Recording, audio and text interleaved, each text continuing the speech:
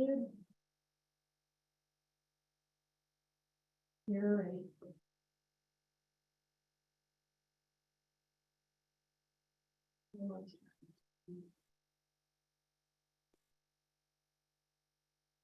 Everybody, it's John Backetall from DEM. I just wanted to get a check on some phone numbers. We've got one ending in 274. Can I ask who that is?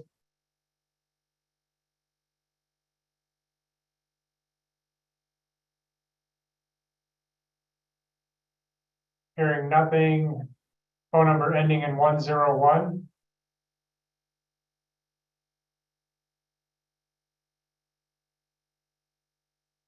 Can you guys hear me? All right. So I have two people with phone numbers. They called in. They did not use the computer. Can I get confirmation as to who they are, please?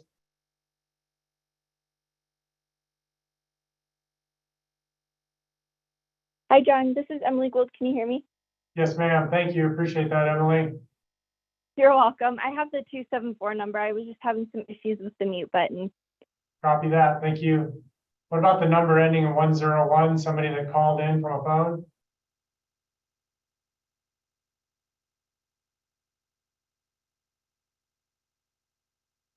All right, we'll play it by ear then. Appreciate you guys connecting with us, and we'll go ahead. This is the Emergency Preparedness Working Group meeting, Tuesday, June 6th, 1300. Can we get a roll call, please? John Backetall, Present. Yuri Graves, Present. Paul Melendres, Present. Lee Kevinus, Billy Samuels, Present. Scott Lewis, Present. Eric Holt, Present. Michael Dalton. I saw you, Michael. Mr. Dropped.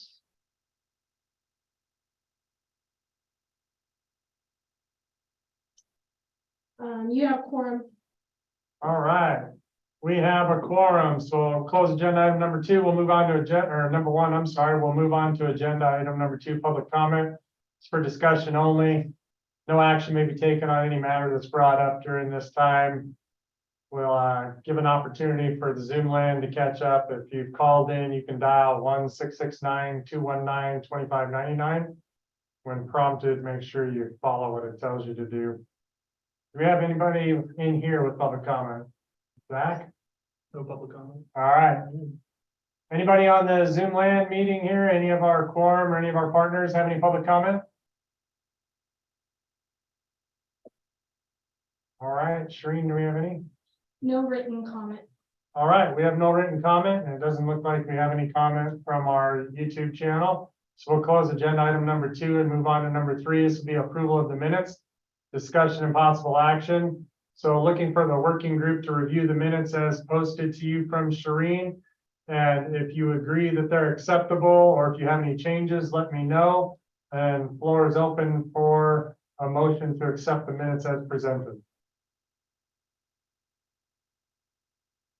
John, will you entertain a motion? All right, Paul Melendres with the first. Do we have a second? Billy with a second.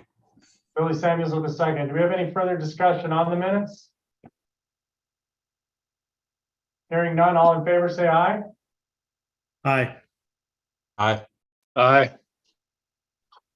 Is there any opposed? All right, motion carries on the minutes. We'll close agenda item number 3 and move on to agenda item number 4. So this is an update on the Nevada Division of Emergency Management Homeland Security radiation program in regards to the annual calibrations, the new equipment, and the future training and exercise opportunities. So from the March and April calibration route by DEM, most of the instruments available were calibrated. We had 104 across 23 different agencies that were calibrated, as well as 30 instruments from the Nevada State Police, Nevada Highway Patrol Division. So that was a statewide calibration based out of 3 regions. The Ludlum NDP-1 ion chamber DEM purchased, and this was used to calibrate the instrumentation. And then we went ahead and purchased 8 Ludlum 26-1 instruments as well. And those are going to go out to the hospitals along the I-80 corridor. We also purchased 3 Ludlum 25 or 26-3s And these will be used to replace the Ludlam 24-2s that are currently distributed across some of the southern agencies for mutual aid to the I-80 corridor. We already distributed one Ludlam 26-1 to William Bry Hospital, 4 Ludlam 26-3s to the Elko Fire Department, 1 Ludlam 26-3 to the Humboldt General EMS, 5 Ludlam 2241-2s to Esmeralda County, 3 Ludlam 2241-2s to Nye County, 2 2241s to Ely Fire Department, and 2 2241-2s to White Pine County Fire Department. We took 14 older instruments out of service, mostly the old Everline instruments or instruments that just weren't calibrating anymore. And then we're also looking to increase for our own stockpile here, 126-3 and 126-1. So we have them on site and we're able to just exchange them out. Should somebody have a broken one or one that's out of calibration, we will take theirs on and hand deliver them a new one. Just to keep everybody in mind, all of this instrumentation is purchased by DEM. So we coordinate and facilitate all of the maintenance as well as the calibrations on them. We did have 2 instruments that were broke. We were able to get one out for repair and the other one is just not able to be repaired. So we'd be disposing of it. So all in all, pretty busy couple months when it comes to the equipment purchases, calibrations, and updates on the existing equipment and dispersing across the region. We are going to do 3 very short radiation refresher classes for North Lake Tahoe coming up this month. They are on June 21st, 22nd, and 23rd, or something to that effect, the week of June 20th. We're catching all 3 shifts. It's just a 2-hour rad refresher up at North Lake Tahoe at their fire department. We did a similar one in Dayton for the EMS conference earlier this year. And then we've recorded the one in Dayton and we're gonna record this one as well and look to make it available for jurisdictions to be able to play it themselves for rad refreshers, should they want to be able to do that. And then I'm currently working with Washoe County and the U.S. Department of Energy to hold a radiation specialist. It's a 40-hour course in Reno sometime later this summer or fall. So I've reached out to the Regional Training Center to see their availability because we'll need 3 classrooms as well as 3 locations outside the facility for hands-on large source exercises. So that's being coordinated with them currently, fully funded by the U.S. Department of Energy. And it's a regional delivery for basically the Western region. So anybody's hazmat team, their state police, or their National Guard civil support teams are eligible to attend this course. And it makes them a subject matter expert on scenes for any radiological event. It's never been hosted here in Nevada. It's always farthest west it's come is to Utah. And we have sent about 30 responders out of Nevada to that delivery and a couple more elsewhere in the country. So it'll be a good opportunity to get our NNSS fire guys to some of that training, get the Southern Nevada, Eastern Nevada, and Northern Nevada hazmat teams, as well as any state police counterparts that would like to attend. If there's a health individual from state or any one of the health jurisdictions that has interest, they would also be a candidate, as well as some emergency management partners. I will warn you, the first 2 days are very math intensive. You're going to go back to learning how to use your calculator for some calculus. And then after that, it becomes a little more fun as we do the hands-on stuff throughout the week. But by Friday, we've never had anyone say, this is a bad class. Oh my God, I couldn't catch up. I couldn't learn. We work with them every night. They have homework every night. And by the end of the week, they have a take-home final test that we review on the final day to become certified. So it's a pretty intense course, lots of material, lots of instruction, but everyone leaves by the end of that week feeling that they could manage an incident should they be engaged in one. So we're going to look to offer that later this year. Other than that, we don't have any current training classes scheduled. We are working with the local hazmat teams to see if there's any need for any deliveries. So that's all I have on agenda item number 4, pending any questions. All right, hearing none, we'll close agenda item number 4 and move on to agenda item number 5. This is the updates from our division and the grants section. Zach Edler here from our grants department will review the working group historical and current funding balances and closing dates of each performance period for the EPWG grants. Zach, the floor is yours. Thank you. So this is Zach Edler for the record. So agenda item number 5, materials, is a spreadsheet of the different grant years we currently have open for the EPWG funding. A point of clarification I want to bring up about this spreadsheet is this is a actuals of reimbursement. This is what DEM has put back out to the counties as far as that funding. So if you put in a quarterly financial report and have not been reimbursed for it, it will not show on this chart. 2 prime offenders on this is the 2021. The spent for Esmeralda County would read about $25,907, and for White Pine County would be $83,759. Pending any questions about the spreadsheet, that's all I have. Do we have any questions from any of our counties that are EPWG partners on the current funding availability and where you stand? Hey, John, this is Billy. Sure. So I'm looking at the spreadsheet from 19 to 20 to 21. So if you look at 19 with White Pine, they de-ob $96,000. Where does that money go? Where does that go back to? Normally, Billy, so this is John backing up for the record. What happens is that money comes back to this group to determine who needs the funding. Should it be an open performance period? And then you guys make the determination where that goes. That money does not ever come back to the division, and it does not ever go back to any of our other counties, unless for some reason the 6 counties do not want it and want to de-ob some to the division because we can spend money. So I'm going to have to follow up on that because I don't have a direct answer for you other than we would not have used that. It would have been sent back to this group. So let me follow up on that and I will share that information with everyone once we have that. Yeah, thanks, John. This is Billy again. I appreciate that because I don't see any rollovers to 20 or 21. So, but again, I also don't want this to go back to the federal government side. So if this is something that we can keep within our state, I get if the 6 counties, if we're unable to meet those deadlines, I would like that you guys as the state would have some projects in place. So if that money is going to get sent back, you guys have something ready to pull the trigger on to help with those atmospheric monitors and those rad detectors that you do have for us. So again, I just want to make sure we're all, again, I always want it to come to Clark County, but I want to make sure it at least stays within our state if it doesn't get to come to me and we can't divide it equally amongst the 6 of us. John Backall for the record, I agree, and I'll get that information for all 6 of you partners, so you have that information. Thanks, Hey, John. John Paul Melendres. Hey, Paul Melendres for the record. So we had our audit, if you will, our review last week.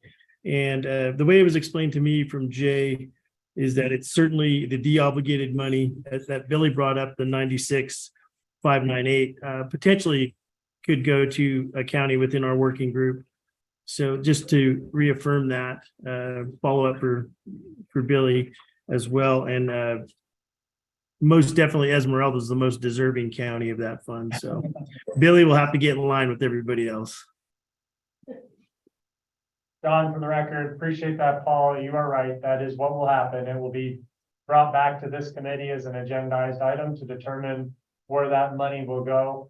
We can't necessarily talk any further about what we would do if this money was de-obligated, because that's not what this agenda item is about. And then we also don't want to go off what the agenda is and add another item or bring it up in a fashion that can't be discussed. So we'll make sure we add an agenda item for the next quarter about the de-obligation of 2019 White Pine County and have an answer for everybody and prepare you to make a determination if that money is available, what you're going to do with it. If it is not available, then what did happen to it, so everybody has that information moving forward. Ross, I see your hand up. Yeah, being from White Pine County, I know they went for a period of time without emergency manager. and issues in that direction. If that was so, and they do have an emergency manager now, shouldn't White Pine County have first dibs on that funding that was theirs to begin with before it goes anywhere else? So John, back it off for the record, if it's still available and they True. did not use it during the performance period and it was still available, then yes. If that funding is no longer available, no, they or neither would anyone else have access to it.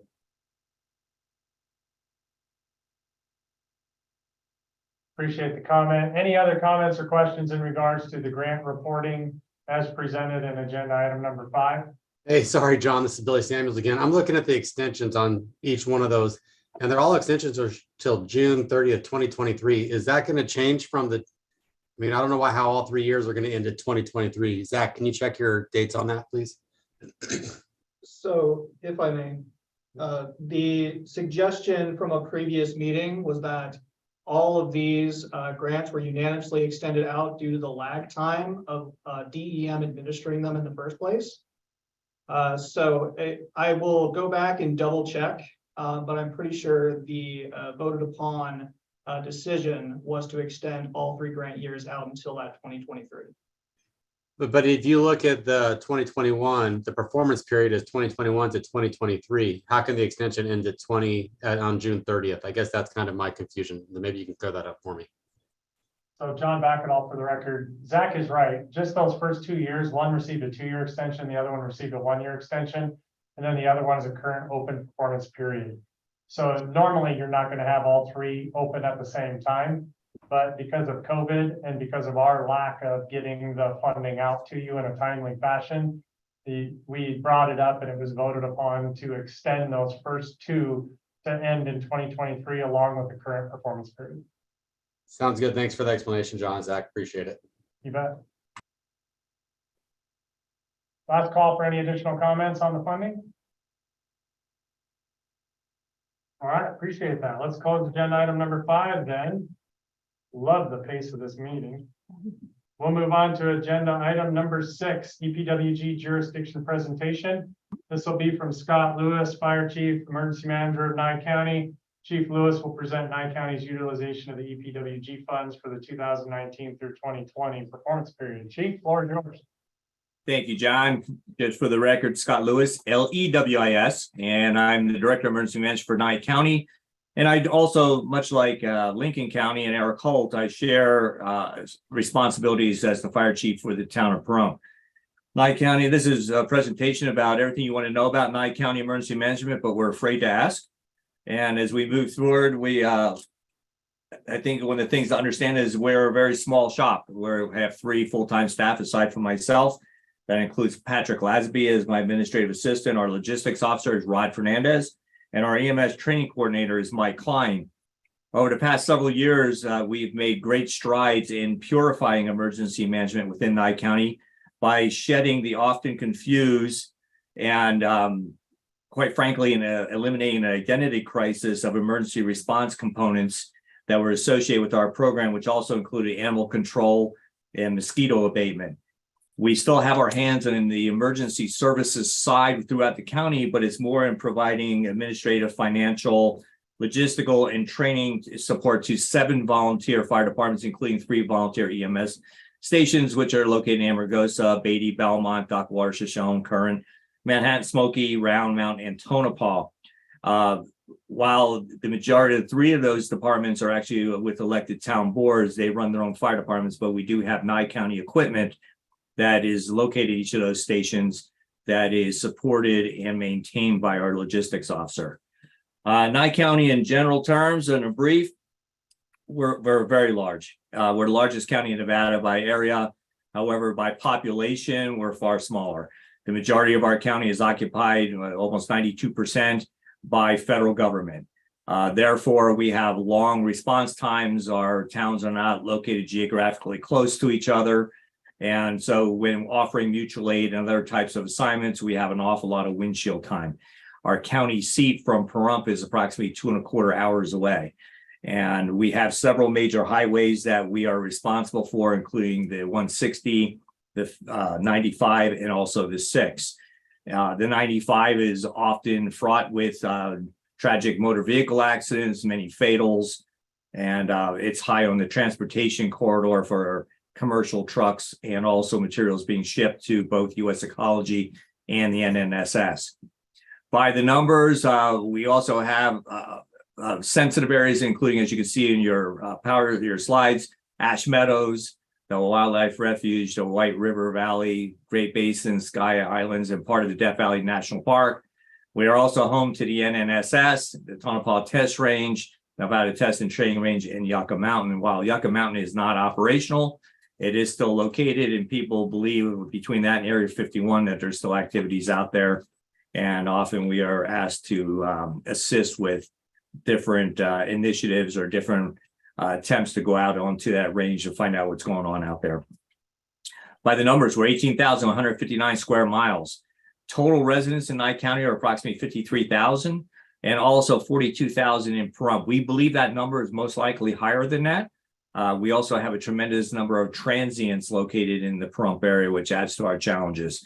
We have approximately just under 600,000 visitors annually. Most of those are migrating out to the Death Valley area. However, we do have the Spring Mountain Motorsports Ranch, which is a high-profile driving school that offers to Cadillac and Chevrolet, that everyone who buys their high-performance vehicles has to come out here and actually train for several days. It's an option available to them, but they highly encourage it. And then also Front Sight, which has now been renamed recently, but they are also part of a shooting school. We have fireworks, brothels, so we have a lot of things that bring a lot of people into our area.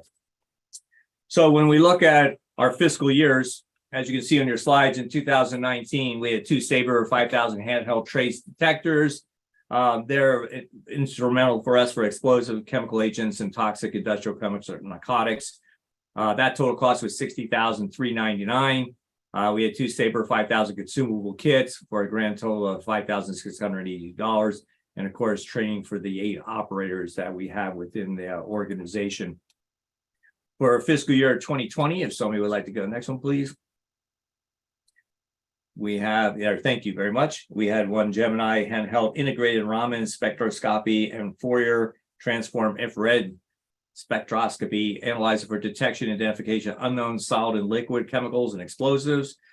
And those total funds came to $102,000, just over that, and training for 12 operators. These types of instruments are extremely important for us because we don't have close resources that we can simply call that can be here in a timely fashion to assist us in such an analysis of the field. So we make these available throughout the county. It was drive time. And I failed to mention that we also divided the county into 3 response districts. We have the south, the central, and the north. And one of the first things emergency management did was divide the hazmat responsibilities equally throughout the county. Historically, we were top heavy on the south end, including NNSS as a mutual aid partner and Pahrump Fire and Emergency Management at that point. We moved the emergency management resources and equipment out to Beatty. So that gave us greater latitude in those types of responses covering the central area. And then, of course, the third one is up in the Round Mountain area. If we can go to fiscal year 21, please.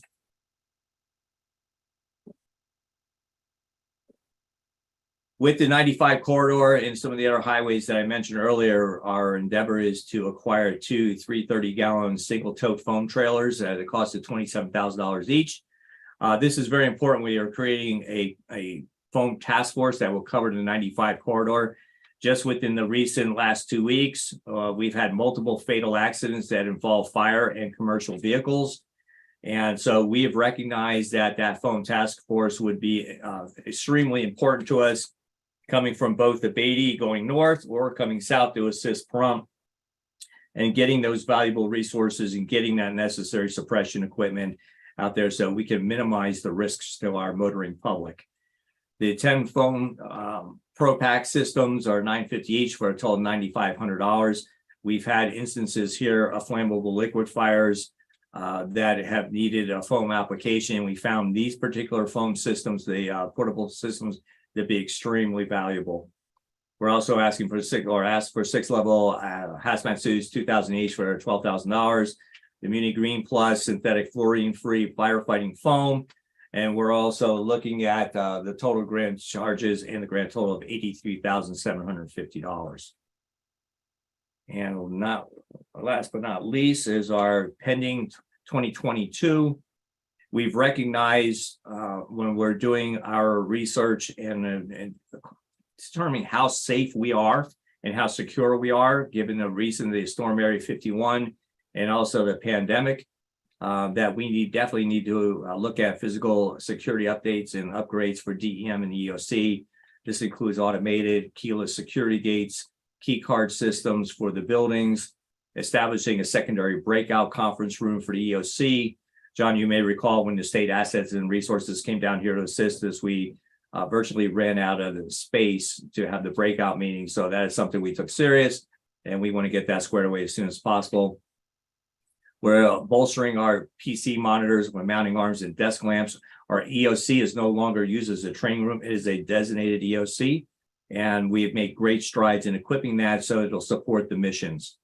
Our updated radio equipment for Aries and RACES and our emergency communications office. We have a great team as volunteers associated with the Aries and RACES, and they're involved in a lot of different projects, including Baker to Vegas, and of course, anything else that comes across our table throughout the county. They do an excellent job, and we have to support them with the very best equipment that we can get for them. And also, we are looking at 3 Wi-Fi multi-gas detectors with calibration kits for a total grant request of $82,000, just over $82,000. And that is our snapshot of Nye County. I'm available for any questions or concerns that you may have, and we truly appreciate the opportunity to talk today. Thank you, Chief. I appreciate you being a volunteer to do this time. I just have a question for you on fiscal year 20 buying the ramen. I don't know if anybody on this group is aware, but Health received an ungodly amount of money in their settlement for, and this isn't public health preparedness, it's another section inside of Health, so not an attack on Emily. The narcotics settlement from the opioid U.S. federal settlement, Health got obviously a ton of money, but this one specific grant allowance to assist responders in assessing, detecting, and analyzing white powders and whatnot. So they have put together a plan to supply each of the 17 counties with 2 of the Thermo Fisher multi-spec analyzers. Now they're not as high level as these Raman ones, because the Ramans can go down to a trace in the ink on a prison letter, whereas the mass specs are more for any substance you find you can analyze. But there are 2 more of those coming over the next 2024 fiscal year. We go to IFC next week to get the authority to take on the fiscal money for the rest of this year. And what that's going to be is an immediate purchase for 17 of those units at $40,000 a piece. And then we turn right around next fiscal year, starting July 1, and we're going to hire a contract position and buy 17 more. And they're going to work with the local emergency management and law enforcement agencies to get those trained in the field and also buy the kits that go with them and make sure that they're calibrated on an annual basis. And we're going to establish a 4 to 5 year contract position to manage this program. So I don't know if Division of Public and Behavioral Health has gotten with anybody on that, and if anybody has awareness, but when I saw your 2020 ramen, and I know Metro and Washoe County also has some of the higher end ramens, but these will be the step right below that, but it will also give you 2 more pieces of technology in all 17 counties. And John, are we still on? And John, that's a valid point. And considering the footprint of our county, that is instrumental in getting us the equipment out there, because they simply can't hold a scene for multiple hours for us to reach one end of the county to another. So we need to put the more detailed, the highly analytic type of equipment in the higher risk areas, but it gives us the ability to give everyone equal opportunity to be able to do those types of tests. Yeah, I agree. This is John for the record. So that was my only comment. Great presentation. I appreciate it. Does anybody else have any comments or questions in regards to the presentation? Hey, John, this is Billy. I don't want to, give Chief Lewis a big head or something, but good presentation. I actually emailed him on the side. I didn't realize how big Nye County was. So good job with what you have out there, Chief. You do a great job. So a nice presentation. Thank you. Thank you, Billy. I did see your email, but I was in a BOCC earlier this morning, so I didn't get a chance to respond to you, but I appreciate it. Nye County, is a different place. And what our needs are in the south end aren't necessarily the needs on the central or the north. And so we have to be extremely flexible in just about everything that we do. And we also have to give great consideration to the resources that are available to us, especially when you get into the most frontier areas on the north end. They have needs, but they don't necessarily have the resources in order to complete those needs. So we do our very best to be as prepared as we can to give them the necessary support. And this is all part of that. So we deeply appreciate everyone and everyone's support in this. All right, John Backendall for the record again. Thank you, Chief. Thank you, Nye County. I appreciate that presentation. Last call for any comments on the Nye County EPWG grant fund presentation. All right, hearing none, we'll close agenda item number 6 and move on to agenda item number 7, public comment. No action may be taken under this matter or raised in the item of the agenda until the matter itself has been specifically included on the agenda of an item in which action may be taken. And public comments can be limited to 3 minutes. Does anybody in the room have any public comment? I'll add one, John Backendall for the record, looking for a presentation from someone who has not presented for the next quarter. So far we have had Lincoln, Nye, and Clark do presentations. So that leaves us the 3 loners out there, Esmeralda, White Pine, and Elko County, looking for a volunteer for next quarter. So we'll be reaching out for that. That's the end of my comment. Any public comment on the Zoom or on YouTube? Hey, John, this is Emily. Can you hear me? Yes, ma'am. Okay. I just wanted to remind everyone super quick that next week we will be having our annual Rural Preparedness Summit out in Fallon at the Convention Center. So that will be held June 14th and 15th from 7:30 a.m. to 4:30 p.m. each day. Registration is about to close, so tomorrow will be the last day for anyone to register. It closes at 11:59 p.m. tomorrow night. So go ahead, please register if you haven't done so already. I know probably people are waiting last minute to see if you have availability in your schedule. We will be taking some walk-ins next week. We just kind of hope that people do so ahead of time so we can prep those name badges and get our food count to our vendors for you. But it's going to be a really fun time. We have a full schedule, a lot of really exciting plenary sessions, trainings. We have food trucks and an amazing raffle. So I hope you can make it. Thank you. John Backendall for the record. Thank you, Emily. I appreciate that. It's a fantastic conference. Been to it a few times, and the food is even better. So take advantage of it. Any other public comments? Shereen? No public comments written or on YouTube. All right, we have no other public comments. So we'll close agenda item number 7, move on to number 8, adjournment. Can we get a motion to adjourn? Billy Samuel, so moved. Seconded by Scott Lewis, LEWIS. All right, Billy got the first, Chief Lewis got the second. Sure, we don't have any other comment. So we'll go on to all in favor, say aye. Aye. Aye. Aye. All right, motion carries. Thank you all. Appreciate your time. Looking forward to the next quarterly update. Have a great day. Thank you, everyone.